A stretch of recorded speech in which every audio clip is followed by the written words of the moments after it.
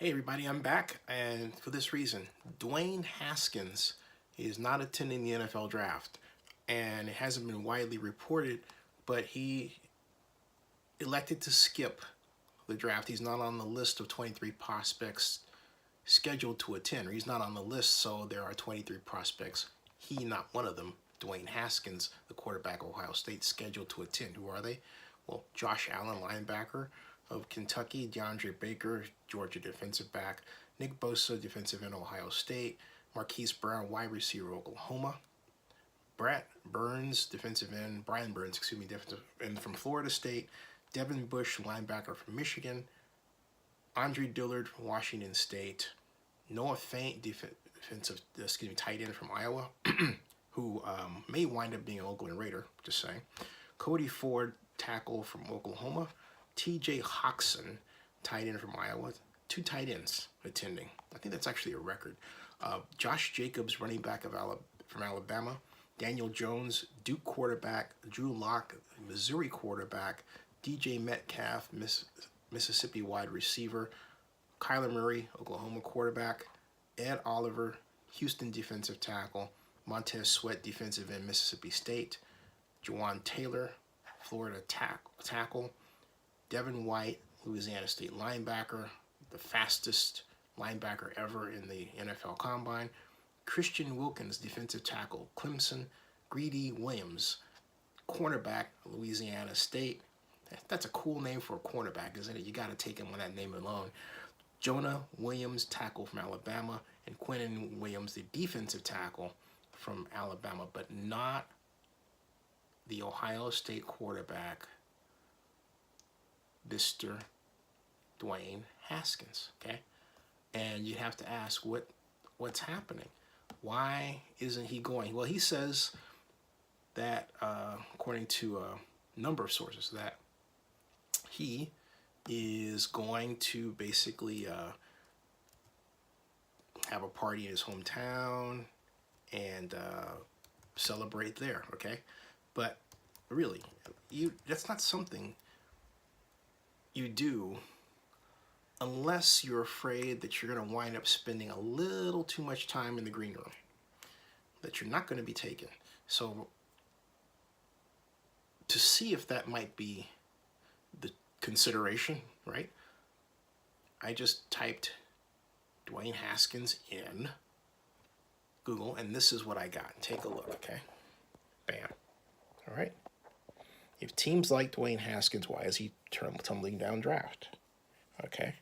Dwayne Haskins slips out of top 20. All right. Will the Broncos take Dwayne Haskins with the 10th overall pick? All right. He's 6'3", 231 pounds, 21 years old. Of course, his number 7. And his NFL draft and combine profile, quite healthy, actually. And, of course, he was an excellent winner and record setter at Ohio State. All right.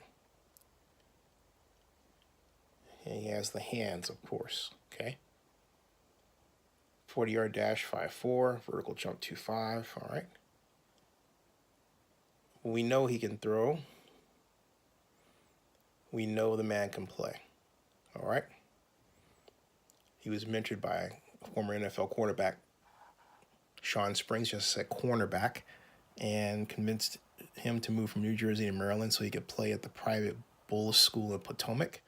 He was the Maryland Gatorade Player of the Year as a senior, received a 4-star ranking, was named one of the top 5 pro quarterbacks in the country. So he came in redshirt 2015 and played 8 games the following year, completing 40 of 57 passes, 70.2% for 565 yards.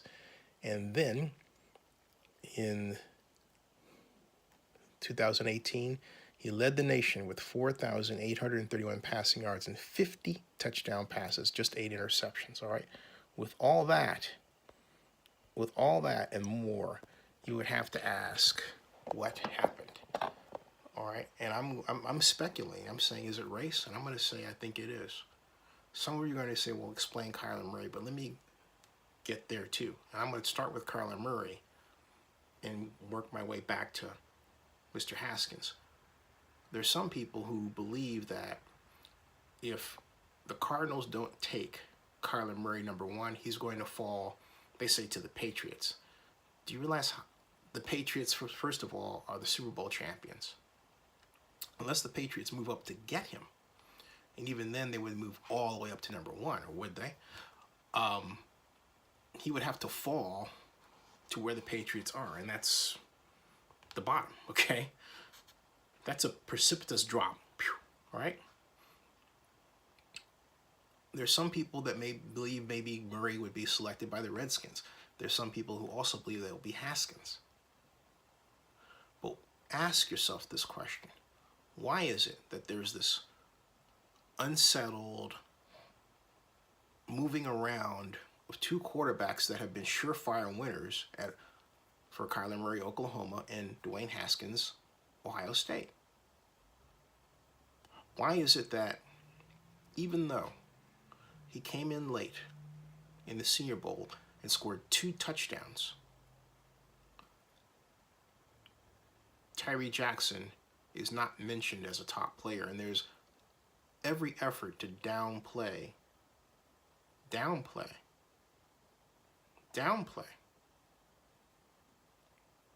his possible success as an NFL player. He too is black. There's a pattern here. Why is it that Amir Hall only got to throw 1 pass in the NFLPA Bowl? And why is it that he didn't get an invite to the Combine? So why is it that Tyree Jackson didn't get an invite? Did he maybe not want to come? Something to check. I'll check that as well. What this adds up to are the top black quarterbacks. And now you might say, being downgraded in some way as a unit, okay?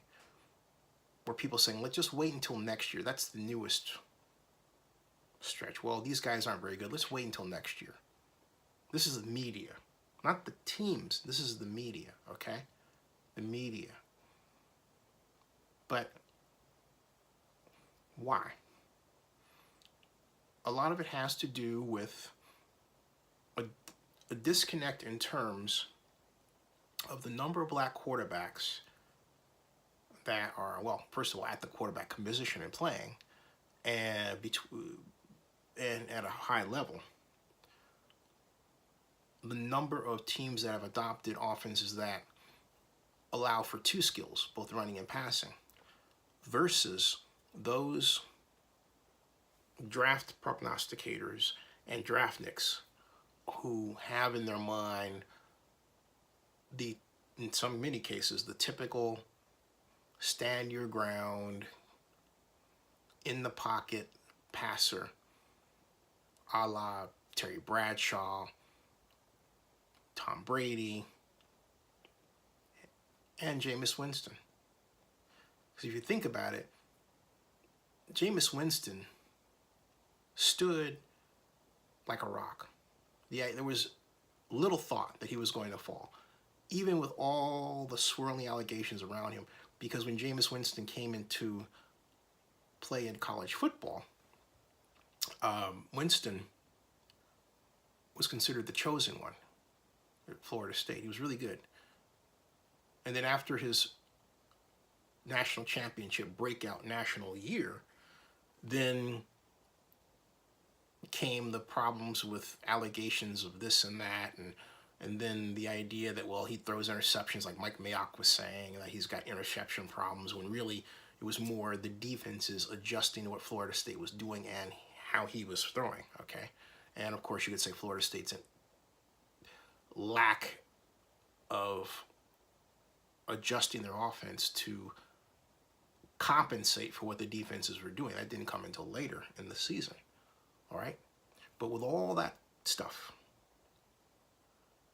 and I remember the media getting on Lovie Smith about drafting him number 1. I was there. You can see the conversation here in Zenny62 on YouTube. Type Jameis Winston, type Lovie Smith, Jameis Winston. You'll see what I'm talking about, okay?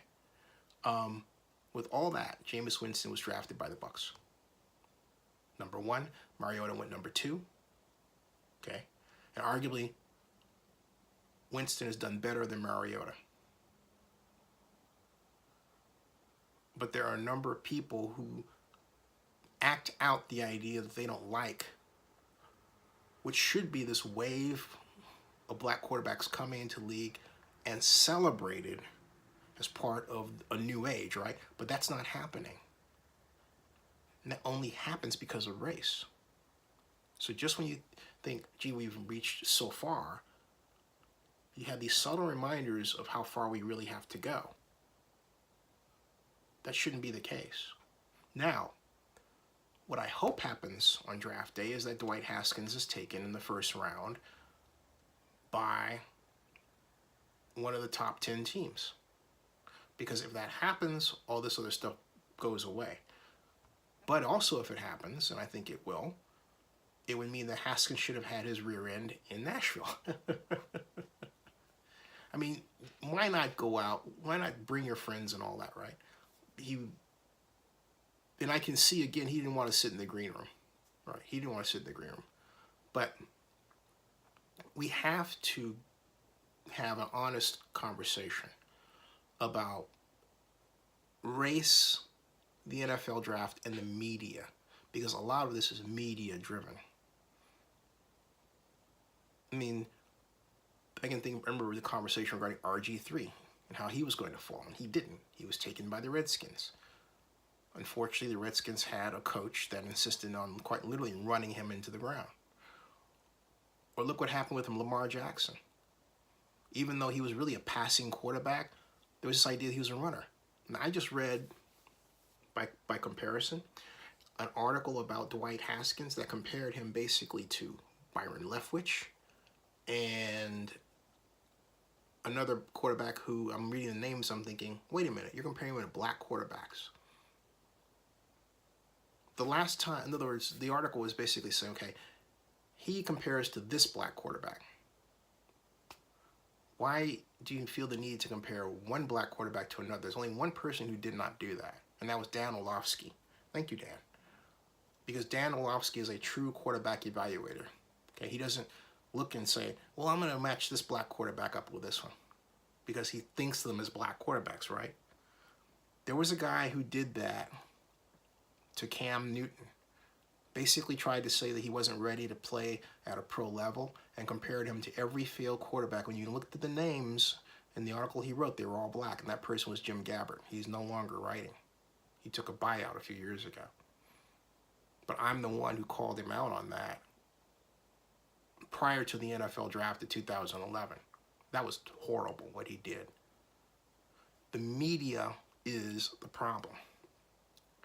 Less so the teams, it's the media, okay? So keep that in mind when you have like Mike Mayock, who comes in from the media and he's making his evaluations. The question is, hey, are you going to be able to look at a guy like a Dwayne Haskins and say, this guy is a prototypical quarterback, I want to take him, I think he'd be great for the Raiders? Or are you going to let biases that have crept in the past dominate your thinking as general manager for the Raiders? Hopefully the coaches can overrule him, if indeed the Raiders feel they need a quarterback, a backup. Will it be Drew Lock? Will they be able to get Drew Lock? I'm of the opinion that Dwayne Haskins, Dwayne Haskins, is a much better quarterback than Drew Lock. I like Drew Lock as a pure leader. I love what he did in Missouri when they were in the middle of a race problem. He really stepped up and held his team together. But does that mean he's a better quarterback in terms of total tools? No. However, I would take him.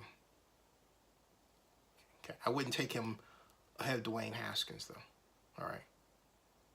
So something to think about. I'll see you tomorrow, or maybe I should say later today. And remember, Zenny 62 Media is credentialed for the NFL draft in Nashville and for the 14th straight year. We'll see you.